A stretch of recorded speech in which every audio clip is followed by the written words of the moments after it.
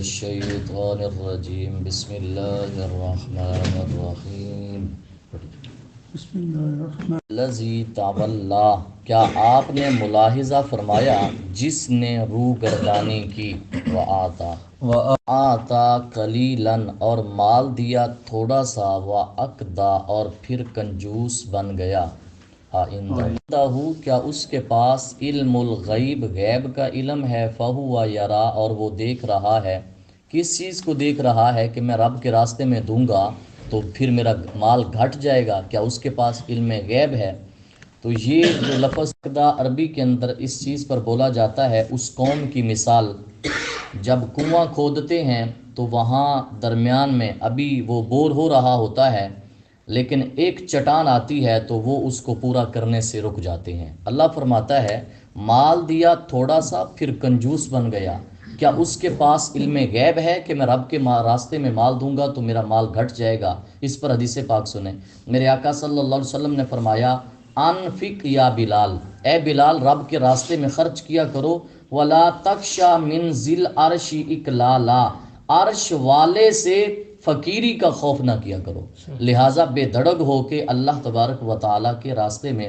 وہ کیوں؟ اللہ قرآن میں فرماتا ہے سورہ سبا آیت نمبر 39، وما انفقتم من شیء فهو یخلفہ وہو خیر الرازقین، جو بھی تم خرچ کرو گے وہ خلیفہ لاتی ہے اور اللہ بہتر رزق عطا فرمانے والا ہے۔ پڑھیے جی۔ وہ تعالیٰ فرماتا ہے ام لم ینبا، کیا وہ آگاہ نہیں ہوا، بما جو فی صحف موسیٰ، موسیٰ کے صحیفوں میں، موسیٰ کے صحیفوں میں کیا ہے وہ آگے آ رہا ہے۔ پہلے اللہ فرماتا ہے کیا ان کو وہ نہیں پتا، اور کس کے صحیفے میں؟ ابراہیم کے صحیفے میں۔ کون ابراہیم؟ جو وفا پوری طرح احکام بجا لائے۔ اب یہ جو لفظ وفا ہے کہ پوری طرح احکام بجا لائے، اس کی تفسیر سنیں، وفا طاعت اللہ، اللہ کی اطاعت پوری پوری بجا لائے، وَأَدَّى رِسَالَتَهُ إِلَى خَلْقِهِ، اپنی رسالت کا حق ادا کر دیا اپنی اور اللہ تعالیٰ کی مخلوق تک۔ اور کیا ہے؟ اللہ قرآن میں فرماتا ہے سورہ باقرہ آیت نمبر 124، وَإِذِ ابْتَلَىٰ إِبْرَاهِيمَ رَبُّهُ بِكَلِمَاتٍ فَأَتَمَّهُنَّ قَالَ إِنِّي جَاعِلُكَ لِلنَّاسِ إِمَامًا۔ اب یہ وفا کی حدیث کی تفسیر حدیث سے جانیں۔ میرے آقا صلی اللہ علیہ وسلم نے وَإِبْرَاهِيمَ الَّذِي وَفَّى، اس آیت کو تلاوت کیا اور صحابہ کو پوچھا اے صحابہ جانتے ہو یہ وفا کیا ہے؟ صحابہ نے عرض کی اللہ و رسولہ عالم، تو میرے آقا نے فرمایا حضرت ابراہیم ہر دن نکلتے ہی 4 رکعتیں نماز نفل پڑھا کرتے تھے، یہ ہے وَإِبْرَاهِيمَ الَّذِي وَفَّى، کہ ہر دن نکلتے ہی، ہم انہیں کیا کہتے ہیں؟ اشراق کی نماز جو کہتے ہیں۔ ترمذی شریف کے حدیث پاک سنیں، آقا علیہ الصلوۃ والسلام کا فرمان ارشان، اور آقا علیہ الصلوۃ والسلام روایت کرتے ہیں اللہ سے، تو حدیث قدسی بن گئی۔ فرمایا ابن آدم، اللہ فرماتا ہے اے ابن آدم ارکع لی 4 رکعات من اول النہار، دن کے ابتدائی حصے میں تو 4 رکعتیں میری رضا کے لیے پڑھ، اکفی کا آخرہ، میں دن کے آخر تک تجھے کافی ہو جاؤں گا۔ تو دن کے اول حصے میں پڑھ، میں دن کے آخر تک تجھے کافی ہو جاؤں گا۔ یہ 2 حدیثیں۔ تیسری حدیث پاک، میرے آقا صلی اللہ علیہ وسلم نے فرمایا اے صحابہ جانتے ہو کہ ابراہیم خلیل اللہ کیوں بنے، اور وفا ابراہیم الذی وفا کیسے بنے؟ تو فرمایا جب بھی صبح اور شام ہوتی تو آپ یہ کلمات پڑھتے، فَسُبْحَانَ اللَّهِ حِينَ تُمْسُونَ وَحِينَ تُصْبِحُونَ، سورہ روم آیت نمبر 17 میں یہ موجود ہے۔ پڑھیے جی۔ اب ابراہیم اور حضرت موسیٰ کے صحیفوں میں کیا لکھا تھا وہ قرآن پڑھیے۔ اللہ لکھا وہاں تھا، آیا قرآن میں ہے، اب کیا بن گیا؟ قرآن بن گیا۔ اللہ تزر وازرۃ وزر اخری، کہ نہ اٹھائے گا کوئی وزر اخری، دوسرے کے گناہ کا بوجھ نہیں اٹھائے گا۔ یہ ابراہیم کے صحیفے میں بھی ہے، موسیٰ کے صحیفے میں بھی ہے، یہ بات کو پختہ کرنے کے لیے ہمارے لیے کہ وہاں بھی یہ لکھا ہے کہ کوئی کسی کا بوجھ نہیں اٹھائے گا۔ وَأَلَّيْسَ، لکھا ہے وَأَلَّيْسَ لِلْإِنسَانِ إِلَّا مَا سَعَى، اور یہ کہ نہیں ملتا انسان کو مگر وہی جس کی وہ خود کوشش کرتا ہے۔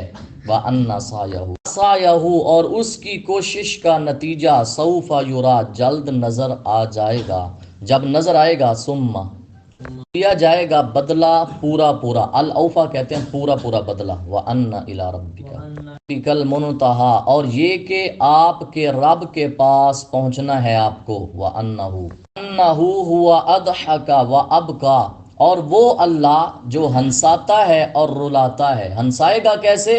جنت میں داخل کر کے جنتوں کو ہنسائے گا، اور جہنم میں جب لوگ داخل ہوں گے تو رو رہے ہوں گے۔ یہ وہ اللہ ہے جو ہنساتا ہے اور رلاتا ہے۔ اور سنیے وَأَنَّهُ وَأَمَاتَ اور یہ کہ وہی مارتا ہے، وَأَحْيَا اور جلاتا ہے۔ یہ جو موت آتی ہے یہ مارنا ہے، قیامت کے دن زندہ کرے گا۔ وَأَنَّهُ خَلَقَ الزَّوْجَيْنِ الذَّكَرَ وَالْأُنثَىٰ اور فرمایا اور یہ کہ اسی نے پیدا فرمائیں دو قسمیں، نر اور مادہ۔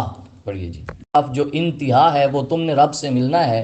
حدیث پاک سنیں، میرے آقا صلی اللہ علیہ وآلہ وسلم کا فرمان علی شان ہے، راوی ہے حضرت ابو ہریرہ، فرمایا تفکروا فی الخلق مخلوق میں غور و فکر کرو، ولا تفکروا فی الخالق خالق میں غور و فکر نہ کرو، فإنہ لا تحیط بہ الفکرہ فرمایا تمہاری سوچ اس کا احاطہ نہیں کر سکتی۔ یہ ایک حدیث۔ دوسری حدیث پاک میرے آقا صلی اللہ علیہ وسلم نے فرمایا شیطان تمہارے پاس آتا ہے، آ کر کہتا ہے من خلق کا قضا، یہ ان پہاڑوں کو کس نے پیدا کیا؟ تم کہو گے رب نے۔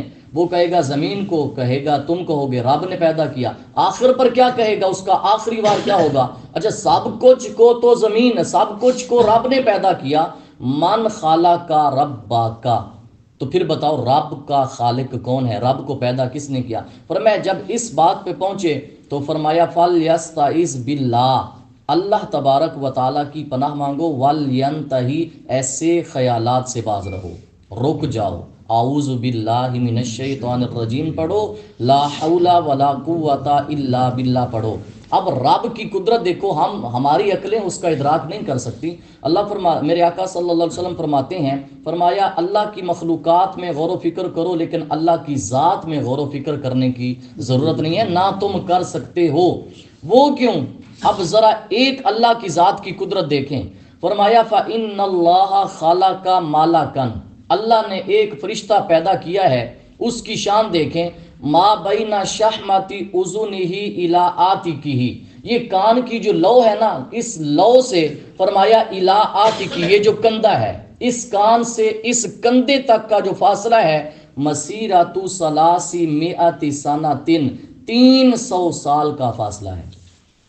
یہ ہے اللہ کی ذات کہ ایک فرشتہ پیدا کیا، اس کان سے لے کے اس کندھے تک جو اس کا فاصلہ ہے نا، وہ 300 سال کی مسافت کا فاصلہ ہے۔ اتنا بڑا فرشتہ پیدا کیا، تو اس لیے اللہ کی ذات میں غور و فکر نہ کرو، اللہ کی مخلوقات میں غور و فکر کرو۔ پڑھیے جی علیہ اور یہ کہ اسی کے ذمے پیدا فرمانا دوسری بار اللہ پیدا فرمائے گا، وَأَنَّهُ هُوَ أَغْنَى وَأَقْنَى اور یہ کہ وہی غنی کرتا ہے اور مفلس بناتا ہے۔ غنی کا معنی مالدار، اقنا فقیر، مفلس بناتا ہے۔ وَأَنَّهُ رب الشعراء اور یہ کہ وہی شعراء کا رب ہے۔ وَأَنَّهُ أَهْلَكَ عَادًا الْأُولَىٰ اور یہ کہ اسی نے ہلاک کیا عاد اول کو، عاد قوم ہود، وَثَمُودَ اور سمود کو پھر کسی کو نہ چھوڑا، وَقَوْمَ نوح من قبل اور قوم نوح کو ان سے پہلے، انہم کانوا ہم بے شک وہ تھے، اظلم بڑے ظالم، واطغى اور سرکش، والمؤتفکۃ اہوا اور اوندھی بستی اس کو پٹخ دیا۔ یہ کون سی بستی ہے؟ حضرت قتادہ کہتے ہیں کانا فی مدائن، مدائن میں قوم لوط بستی تھی، اور کتنے تھے؟ 4,000 الف انسان، 4 لاکھ انسان تھے۔ فاندارا ما علیہم الوادی شیئا من نار زمین اور تیل آگ بن کے ان پہ بھڑک اٹھے۔ خود یہ زمین اور یہ جو تیل تھا آگ بھڑک پر اٹھے۔ اللہ فرماتا ہے والمؤتفکۃ اہوا اس کو پٹخ دیا، فغشاہا ما غشا پس ان پر چھا گیا جو چھا گیا۔ پڑھیے جی فبی آلاء ربک تتمارا پس کن کو اپنے رب کی تتمارا کا معنی ہوتا ہے جھگڑنا، تو جھٹلائے گا، हाजा नज़ीर मिन अन्नुज़ुर अल-ऊला, ये डराने वाला पहले डराने वालों से, आज़िफतिल करीब आने वाली, लैसा लहा मिन दूनिल्लाहि काशिफा, नहीं उसको अल्लाह के सिवा कोई जाहिर करने वाला, आफा मिन हादल हदीसी ताजबून, भला क्या इस बात से तुम ताज्जुब कर रहे हो, कून और हंस रहे हो, वला तबकून और रोते नहीं हो, वामिदून और तुमने खेल मजाक बना रखा है, पढ़िए, उसकी इबादत करो। पढ़ने और सुनने वालों पर सजदा तिलावत वाजिब हो गया।